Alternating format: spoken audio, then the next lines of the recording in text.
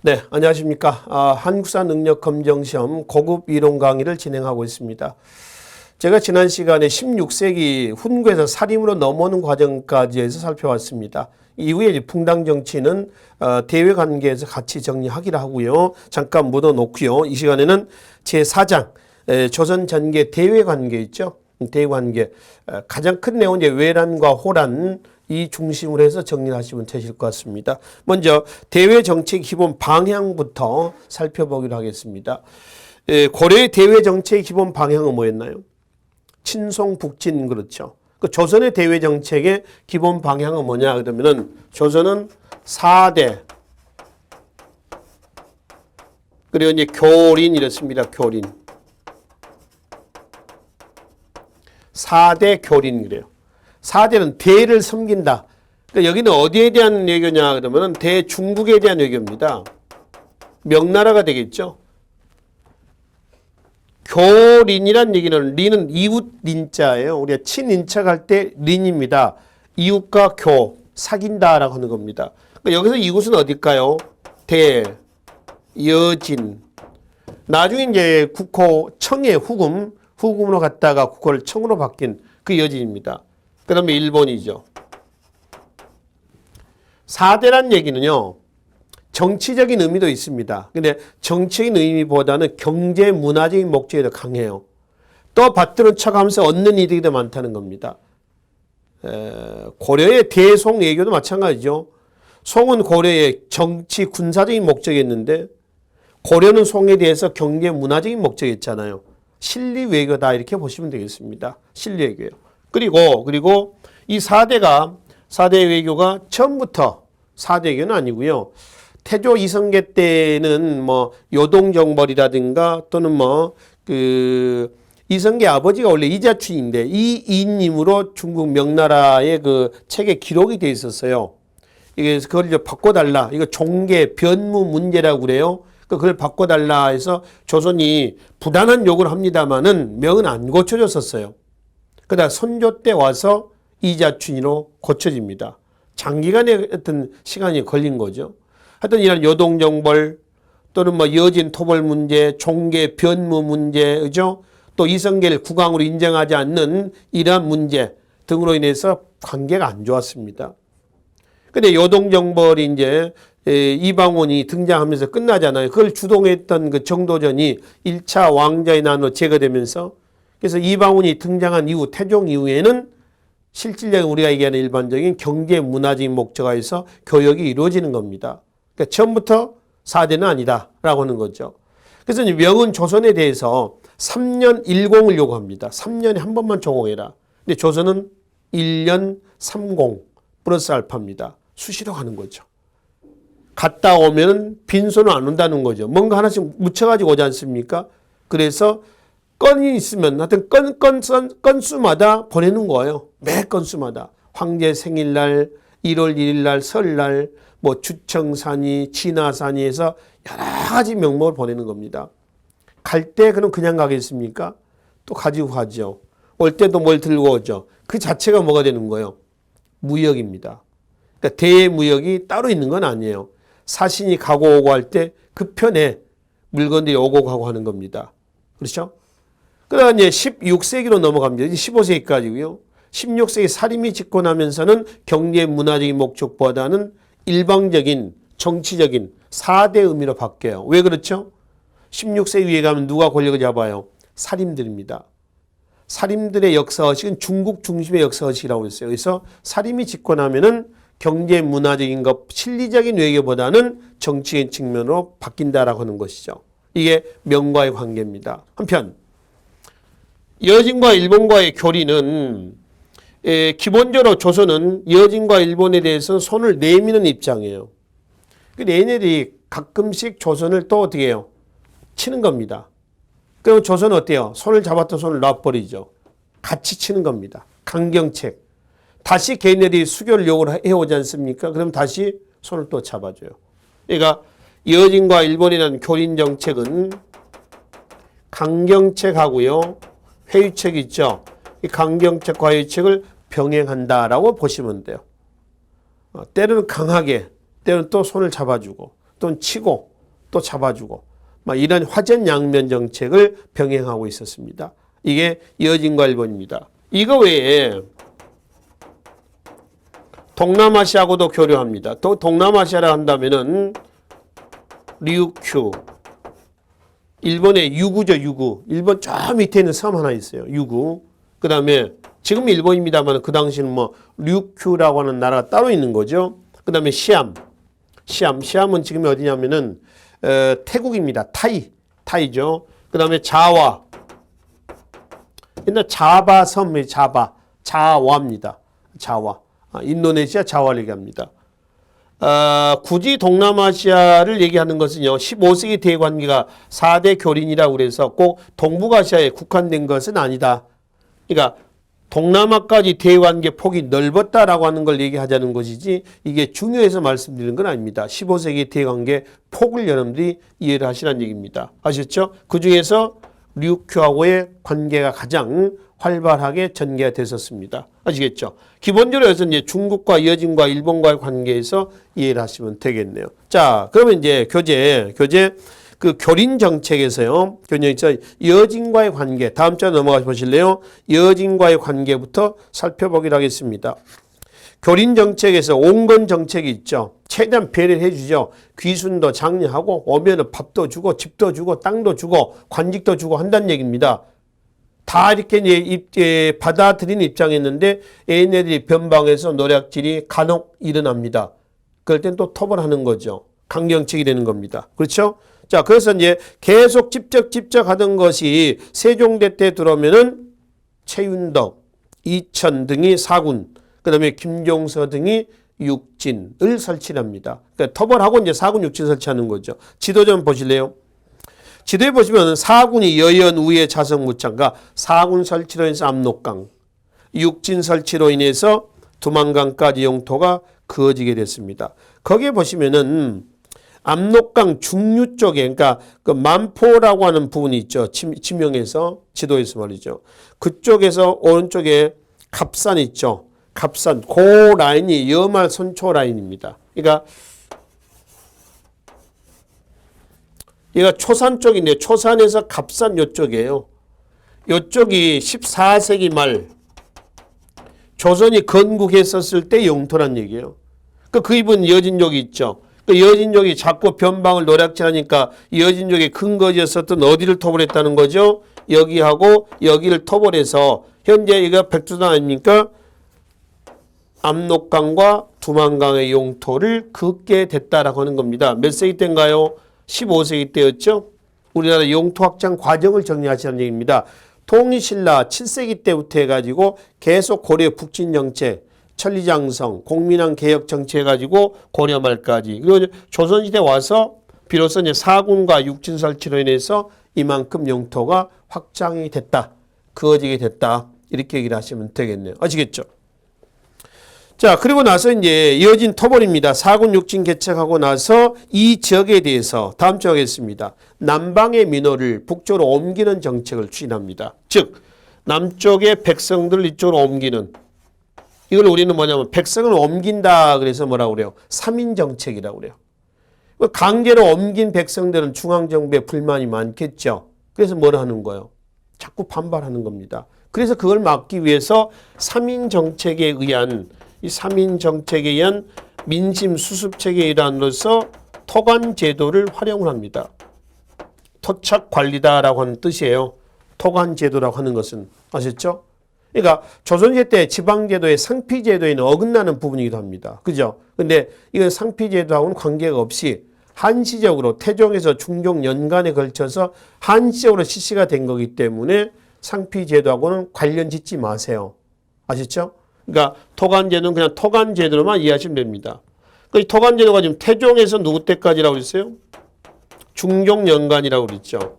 사군 육진이 세종대 때 개척이 됐다는데 태종 다음에 세종, 그러면 세종부터 중종이라고 해야 되지 않겠습니까? 라는데 왜 앞에 태종이 들어가느냐 이거예요. 지도에서 봅시다. 지도에서 보시면은 여연군이라고, 사군의 여연군이라고 있습니다. 그 여연군이 이미 태종대 때 개척이 된 것이에요.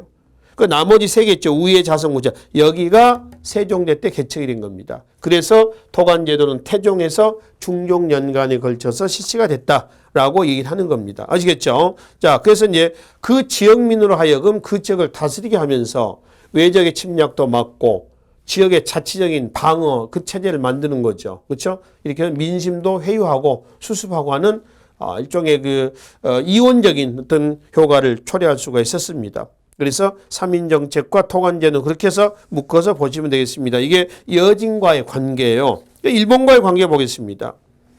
이 왜구들은 고려 말로 거슬러 올라가면은 극심했었습니다. 특히 공민왕, 우왕대 때 왜구의 노략질이 굉장히 심했었죠. 여기를 이제 격퇴하는 과정에서 성장했던 신흥 무인 세력이 있었고요. 특히 고려 말 서해안, 남해안 쪽에 매향이라는 행사가 굉장히 많았던 것도 왜구의 노략질과 관련이 있었어요.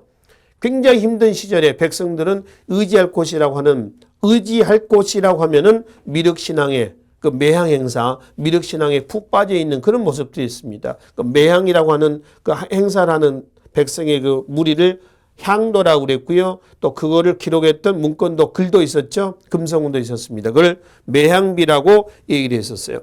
그럼 조선 건국 이후에도 마찬가지입니다. 왜구의 노략질은 계속 진행이 됩니다. 지속적으로 진행되는 거죠. 기본적인 조선의 일본에 대한 정책은 교린 정책인데, 그래서 뭐 어떤 그 사신도 보내고 특사도 보내서 왜구의 노략질을 근절시키는 방안을 고민합니다만은 잘 안 됐다 이겁니다. 그래서 토벌하는 거죠. 왜구의 근거지가 어디라고 그래요? 바로 얘가 일본이죠. 대마도입니다. 대마도를 정벌하는 개념하고요. 토벌하는 개념은 달라요. 대마도를 정벌한 게 아니라 대마도에 들어와서 왜구들을 토벌했다. 이런 얘기가 되는 거죠. 스시마섬 토벌입니다. 세종대 때 누가 나와요? 이종무가 나오는 거죠. 이종무.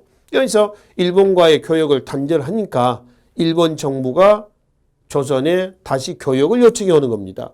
조선은 교린 정책에서 손을 또 잡아주는 거죠. 그렇게 해서 삼포 개항이 이루어지게 됩니다. 자, 다음 장에 말이죠. 일본과의 관계 표 내용을 좀 정리하기로 하겠습니다. 세종대 스시마 토벌이 있죠. 일본이 요청으로 삼포 개항이 됩니다. 삼포는 어디냐면은 부삼포, 염포, 제포예요. 그럼 조선이 삼포를 개항한 이유는 뭐냐 그러면은 일본에 대해서 경제 문화적 욕구를 충족을 시켜주고 왜구의 노략질 막겠다는 겁니다. 최대한 배려해주고 얘네 노략질 막겠다라는 취지예요. 이게 삼포 개항의 취지가 되겠습니다. 아시죠? 다시 이제 삼포 개항해 놓으니까 얘네들이 마구잡이로 들어오는 겁니다. 그래서 무역을 좀 제재 좀 하자. 그 제한 무역이라고 그러잖아요. 제한하죠. 개해약조를 체결해가지고 바로 세견선 50척, 그러니까 한 번 들어올 때 150척 이상 들어오지 말란 얘기입니다. 그 다음에 세사미두, 주로 일본이 가져간 것이 조선에서 쌀과 콩이에요. 식량이거든요. 미두 그러잖아요. 그래서 얼마? 200석 이상 싣고 가지 마라. 이렇게 해서 제재를 하는 겁니다. 그렇죠? 자, 그러다가 이제 중종대 때 바로 밑에 봅시다. 중종대 때 뭐가 터졌어요? 삼포 외난이 터졌습니다. 삼포에서 난이라는 거죠. 진압합니다. 비변사 설치합니다. 삼포 폐쇄합니다. 이때 비변사는 임시 군무협의기구로 처음 설치가 되는 거죠. 그리고 일본이 다시 국교 요구해서 국교 재개됩니다. 그게 뭐예요? 임신약조입니다. 계약조 내용을 반으로 줄였죠. 그러니까 그 제한무역이라고 하는 분은 박스 좀 쳐놓으세요. 이 일본과의 무역은 말이죠. 일본과의 무역은 조선 후기로 갈수록 무역의 폭을 계속 확대시켰다가 아니라 가면 갈수록 무역의 폭을 줄여나갔다. 이렇게 기억을 하시면 돼요. 그리고 다시 중종대 사량진에서 또 난이라면 사량진 외변이죠. 교역을 허용했더니 또 들어와서 난리를 피우는 겁니다. 그리고 일본인의 왕래를 금지하고 다시 명종대 때 정미약조를 통해서 교역이 또 재개됩니다. 무역 제한합니다. 다시 명종대 1555년에 을묘해변 전라도 일대에 들어와서 왜구들이 노략질한 거죠. 그래서 국교 단절이 돼요. 그리고 비변사가 임시기구에서 뭘로 돼요? 상설기구가 됩니다. 을묘해변이에요. 그리고 지방군 방어체제가 진관체제에서 재승 방략체제로 바뀝니다. 진관체제는 지역단위의 방위체제, 재승 방략체제는 초전 박살체제를 얘기를 합니다. 그리고 이제 명종 다음에 선조 때 외란이 터지고 광해군대 때 기후약조를 통해서 국교가 재개됐는데 마지막 기후약조 내용을 보니까 세견선 20척, 세사미도 100석. 저 위에 계약조 때 봐봐요. 세견선 몇 척? 50척에 세사미도 200석에서 확 줄였습니다. 그래서 하여튼 뭐 광해군대 기후약조를 통해서 국교가 재개가 되고 있는 이런 모습이에요. 이 일본과의 변천 과정을 좀 살펴보시면 되겠습니다. 그리고 일본 밑에 동남아시아에서 아까 말씀드렸던 류큐, 시암, 자바, 자와, 인도네시아를 얘기합니다. 여기하고의 관계도 있었다. 이거는 대외 관계 폭이 그만큼 넓었다. 그래서 고려시대 때 대식국, 아라비아 상인들이 들어오지 않습니까? 그것도 고려의 대관계 폭이 넓었다라고 하는 그런 의미가 담겨져 있는 내용이라고 보시면 되겠습니다. 자, 그래서 이제 기본적인 4대 교린, 동남아시아의 관계 방향 설정을 이렇게 해놓고요. 특히 이제 조선 전기 후기의 구분 기점이 됐던 뭐가 있어요? 외란이 있습니다. 우선 외란의 시대 구분 연표 좀 잠깐 보고 갑시다. 1592년에서 1598년까지가 외란입니다. 7년 전쟁이죠. 거기를 두 시기로 나누면은 임진왜란과 정유재란으로 나눠져요. 그죠? 그러면서 이제 임진왜란 1592년 임진년에서 1593년까지고요. 3년간의 휴전이 있습니다.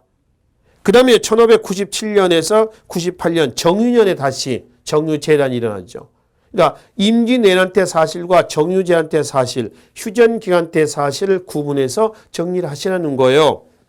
조선의 그 전후의 구분 기기였던 그 외란의 임진왜란의 3대 첩이기도 합니다. 한산도, 또 진주, 그 다음에 행주대첩, 이순신, 그 다음에 김시민, 그 다음에 누구죠? 권율. 그 휴전 기간 동안에 조선에서는 군비 증강에 다시 열을 올리죠. 훈련도감과 지방군, 재승 방략 체제 한계를 극복하기 위한 소고군 편성, 양천 혼성군이죠. 그런 이제 국교 다시 이제 다시 이제 임진왜란 후에 다시 재차 정유재란이 터집니다. 그게 이제 1597년 정유년이죠. 이때 명량대첩, 이순신의 전사, 노량대첩. 그래서 1598년에 조선의 승리로 끝나게 됩니다. 자, 요 흐름 속에서 우리가 임진왜란 내용을 살펴보시면 되겠습니다. 자, 다음 장에 보시면은 외란 직전에 조선과 일본의 정세를 좀 살펴보기로 하겠습니다. 외란 직전이라고 한다면은 선조 앞에 왕이 누군가요?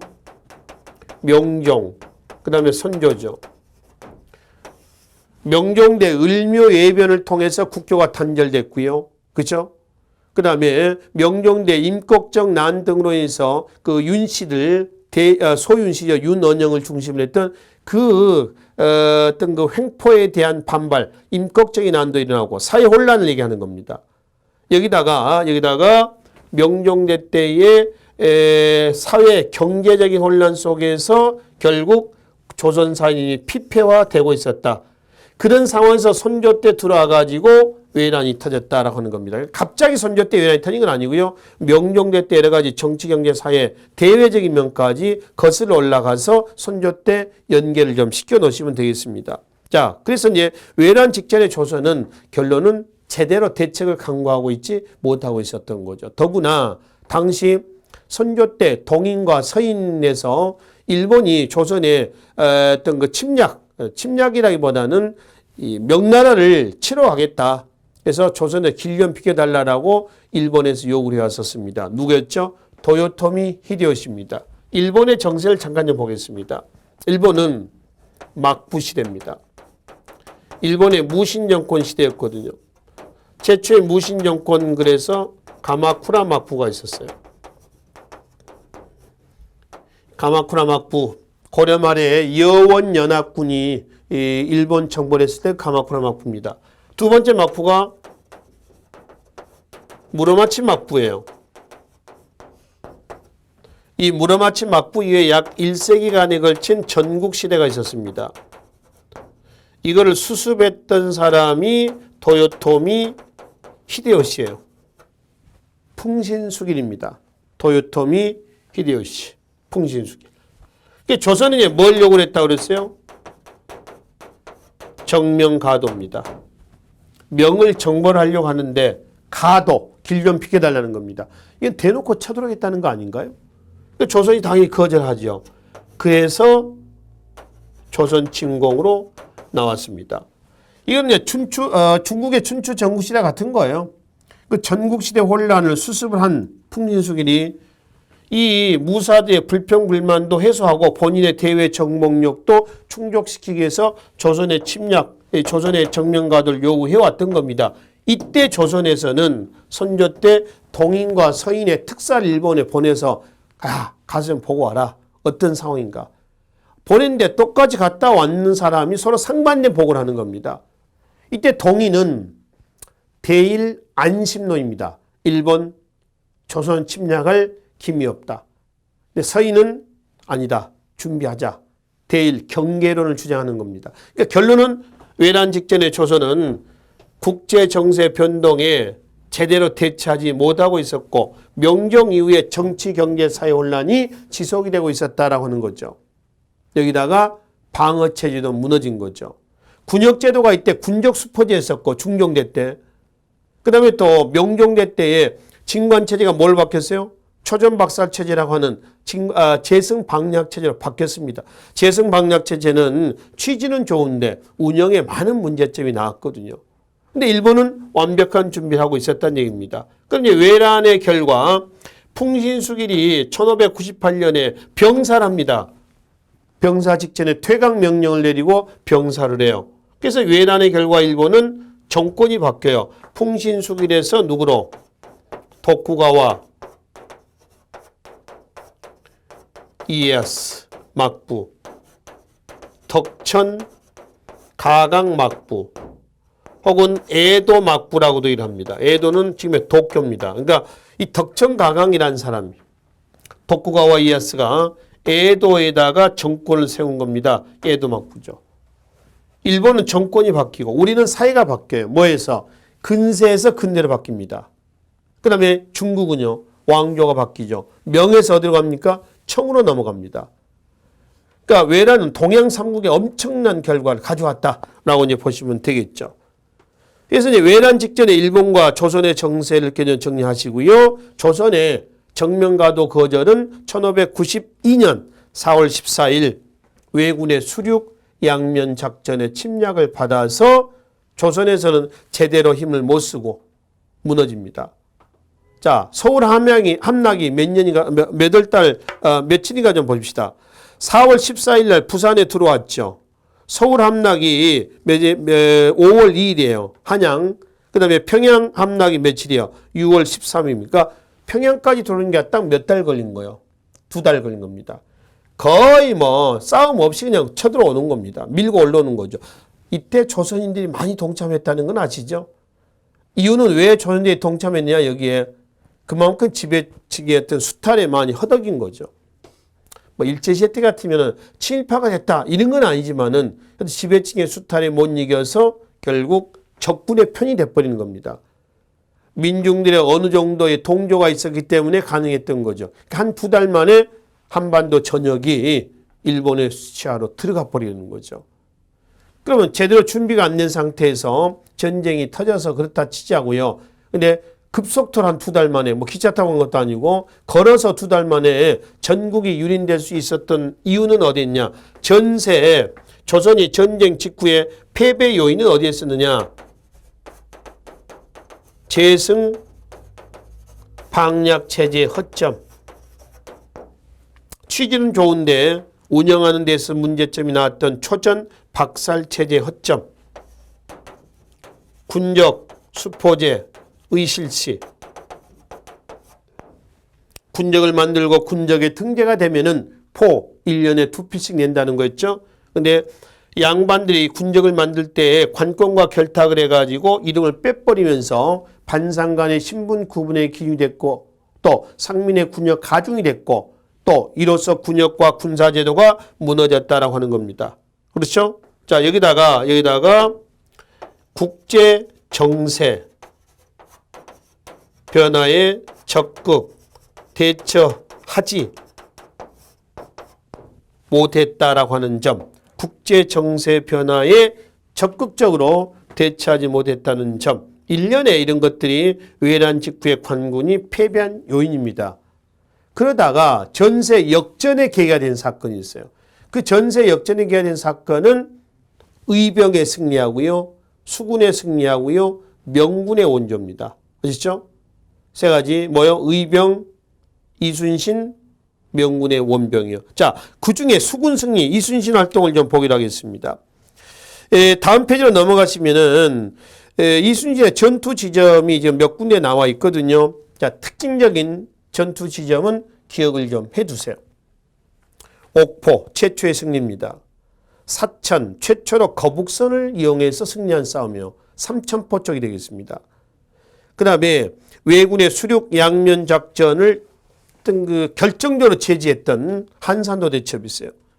그 하객진 전법이라고 해서 학이 움츠렸다 날개를 펴가지고 이렇게 에워싸는 이런 형태를 우리는 이런 전법을 하객진 전법이라고 그래요. 그러니까 적을 가운데 놓고 빙 둘러 에워싸가지고 360도에서 적을 공격하는 거죠. 하객진 전법입니다. 그 결과 수군의 승리의 결과 왜군의 수륙 양면 작전은 좌절이 됐고요. 그리고 전라도 지방의 곡창지대를 수호할 수 있는 계기가 됐었습니다. 외란으로 인해서 4대 사고가 불탔다고 그래요. 조선왕조실록의 4대 사고입니다. 그중에 딱 하나 살아남은 게 있죠. 전주사고입니다. 전주사고가 살아날 수 있었던 것은 유린이 되지 않았던 것은 바로 이 이순신의 남해안 대첩에서의 승리도 하나의 한 몫을 담당했다는 겁니다. 전라도 곡창지대의 수호도 여기에 해당이 된다. 그 얘기예요. 그래서 이순신의 활동에서는 특정 전투의 특징적인 의의를 좀 기억을 좀 해두시고요. 두 번째 전세 역전의 계획이 뭐가 있어요? 의병 항쟁이 있습니다. 의병 항쟁이죠. 의병은 자발적인 민병대요. 민병대. 국가가 조직한 건 아닙니다. 그 의병들은 그 지역민들이에요. 그 지역의 향토질이 아주 밝겠죠. 밝을 거 아닙니까? 치고 빠지는 유격전을 통해 가지고 전세 역전의 계기가 됐었습니다. 그중에 최초의 의병장 그럼 누구죠? 곽재우입니다. 홍의장군이라고 그러죠. 이때가 1592년 그러니까 외란이 터지고 나서 그해 4월 22일입니다. 이 날짜가 지금 양력으로 6월 1일이에요. 그래서 이제 의령 쪽에는 6월 1일을 의병의 날, 의령 쪽만이 아닙니다만 6월 1일을 의병의 날로 지정을 합니다. 지금 현재 우리가 그리고 의령 쪽에서는 이날에 대대인 또 행사를 해요. 곽재우 기린 행사를 한다는 겁니다. 붉은 옷을 입었다 그래서 홍의장군이라고 얘기를 합니다. 그리고 정문부 사진에 보시면 다음 장에 북관대첩비라고 있어요. 이 정문부의 승리를 기리기 위해서 숙종대 때 세워진 비석입니다. 근데 이거는 로일전쟁 때 일본이 파가버렸어요. 일본의 그 신사에 처박아 놨다가 이게 발견이 되고 우리 측의 요청으로 다시 우리나라로 와서 보수공사를 거쳐서 이게 다시 북한에 길주로 돌아갔습니다. 길주에 있습니다. 일본 입장에서는 이 비석은 수치죠, 수치. 자, 그 다음에 승병도 있죠. 휴정, 서산대사, 묘양산, 유정, 금강산, 삼영대사. 그리고 최초의 승병 누구예요? 영규죠. 조원과 함께 금산에서 활동했던 그 영규입니다. 최초의 승병이 되겠습니다. 전부 다 호국불교의 의미를 실천했던 사람들이 된다는 것이죠. 이것이 의병항쟁에 대한 얘기가 되겠습니다. 자, 마지막 하나는 명군의 원정입니다. 이거는 그 의병 승리 바로 앞장에 지도로 좀 잠깐 넘어오십시다. 맨 밑에 관군과 의병이 활동해 가지고 명군의 활동이 있습니다. 의주 쪽에 한번 가보실래요? 1차, 2차 해가지고 1차가 들어와 가지고 깨졌어요. 명군이 깨졌습니다. 다시 이제 2차 또 들어옵니다. 2차 연합군이 그 조명연합군이 의주에서 연합을 해요. 유성룡 부대하고 연합을 해가지고 내려옵니다. 지도를 보시면 됩니다. 내려와가지고 평양성을 탈환합니다. 평양성을 탈환하고 계속 내려오다가 행주산성에서 역시 어떻게 돼요? 왜군을 막아냈습니다. 그러니까 이게 권율 행주대첩이죠. 권율은 의병이지 지방장관이지 의병이 아니에요. 권율을 가끔 의병을 얘기하는 사람도 있습니다만은 권율은 의병장이 아닙니다. 관군입니다. 관군. 전라 순찰사예요. 그래서 행주산성에 와서 서울을 점령하고 있는 일본이 지금 서울을 점령하고 있잖아요. 왜구를 몰아내고 서울 수복을 준비하고 있었던 거야. 근데 평양성 전투에서 깨지고 나서 내려왔던 왜구를 일본 군들을 여기서 맞닥뜨리는 거죠. 그래서 행주산성에서 왜구를 쳤습니다. 그렇죠? 쳤죠. 승리를 했어요. 계속 그 여세를 밀고 내려옵니다. 자, 다음 장 교재를 한번 보겠습니다. 내려오다가 교재 이 다음 장에 보시면은 행주대첩 승리 있잖아요. 권율지하에 관군과 백성이 합심해서 일본의 대규모 공격을 물리쳤다라고 했습니다. 그러다가 지금이 이제 그 다음에 지금의 벽제 있죠. 고향입니다. 벽제에서 일본군이 관군을 조명연합군을 치는 거예요. 그래서 관군이 깨졌습니다. 벽제관 전투라고 그러죠. 경기도 고양시 벽제가 되겠습니다. 서울 화장터에 있는데 그쪽 분인 것 같습니다. 아마. 그래서 이제 다시 깨진 명군은 평양성으로 들어갑니다. 그러니까 전쟁이 끝날 때까지 먹고 놀다가 돌아가는 거죠. 그러니까 상징적인 의미로 주둔하고 있었던 겁니다. 그러면 여기 벽제관 전투에서 승리했던 일본은 이후에 명과 화의를 맺고요. 그리고 약 3년간에 걸친 휴전 기간으로 넘어가게 되는 거죠. 그 휴전 기간 동안에 조선에서 이제 전세 재정비를 하는 겁니다. 그것이 뭐 훈련동함 설치하고 삼수병이죠. 포수, 사수, 살수. 그렇죠? 그리고 소고군 편성하고요. 소고군 이제 그 재성 방략 체제 한계를 극복하기 위해서 진관 체제를 복구한 겁니다. 양천 혼성군 체제죠. 근데 문제는 양반들이 천민하고 여기 들어가려고 하겠습니까? 안 하는 거죠. 그래서 양반들이 빠져버려요. 상민과 노비만 남습니다. 걔네들이 또 나중에 군공을 통해서 신분 상승도 하고 있었어요. 아셨죠? 이렇게 해서 이제 휴전 기간 동안에 조선에서는 전세 정비도 하고, 그리고 명나라 군대는 평양성에 머물러 있고 일본도 나름대로 전열을 준비를 하고 있었습니다. 근데 일본과 중국 명간의 화의가 깨져요. 그게 이제 1597년에 뭘로 터지나요? 정유재란으로 터지게 되는 거죠. 이 정유재란 때 육지에서는 직산 전투가 있습니다. 정유재란 때 육지에서는 직산 전투. 해전에서는 명량 대첩, 그 다음에 이순신 활동이죠. 노량 대첩이 있어요. 명량 대첩은 빼앗긴 제해권을 다시 재회복한 싸움이에요. 빼앗긴 제해권을 다시 재회복한. 빼앗긴 건 언제부터 빼앗겼냐면은 칠천량 해전이라고 해서요. 누구냐면은 원균입니다. 삼도 수군 통제사에서 이순신이 박탈당하고 그 자리에 원균이 넘어옵니다. 임진왜란 도중입니다. 그래서 원균이 제해권을 회복하고자 지금 이제 옥포 쪽입니다. 칠천량으로 나갔다가 여기서 깨졌어요. 빼앗긴 남해안의 제해권을 이순신이 다시 이때 원균이 죽고요. 이순신이 다시 백의종군 합니다. 그렇게 해가지고 제해권을 재회복한 것이 어디예요? 명량해전이요. 그리고 이제 노량해전은 이순신의 뭘로 가나요? 전사입니다. 전사. 그래서 이순신의 3대첩 그러면은 한산도, 명량, 노량이에요. 외란의 3대첩 그러면 한산도, 진주, 행주대첩을 외란 당시 3대첩 이렇게 한다는 것이죠. 자, 그래서 정유재난 때는 육지와 육전과 그 다음에 해전에서의 요 두 전투부분을 이해를 하시면 되겠습니다. 그래서 7년간에 걸친 전쟁은 조선의 판정승으로 끝이 났다. 이런 얘기죠. 자, 그 다음 장에 영향을 좀 보기로 합시다.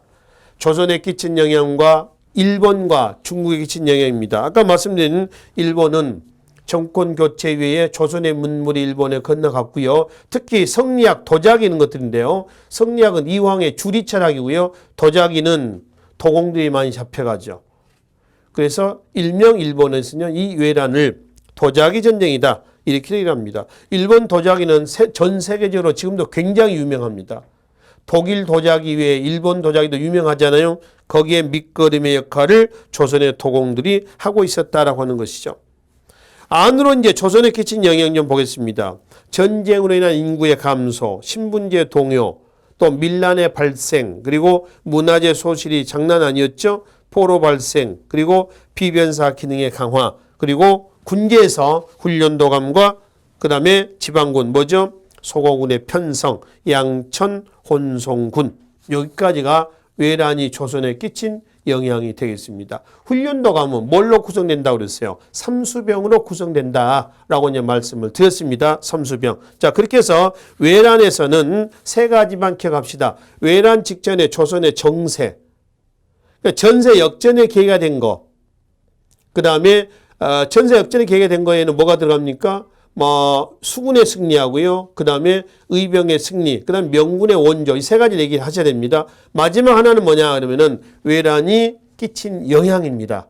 이게 여러분들이 외란에서 정리를 하셔야 될 대목이다라고 보시면 되겠습니다. 아시겠죠? 자, 그래서 이 시간에는 조선의 대관계 기본 방향하고요. 외란까지만 정리를 하도록 합시다. 그리고 외란 이후에 광해군이 등장하고 호란이 나오고 하는 부분은 다음 시간에 이어서 정리하도록 하겠습니다. 수고하셨습니다.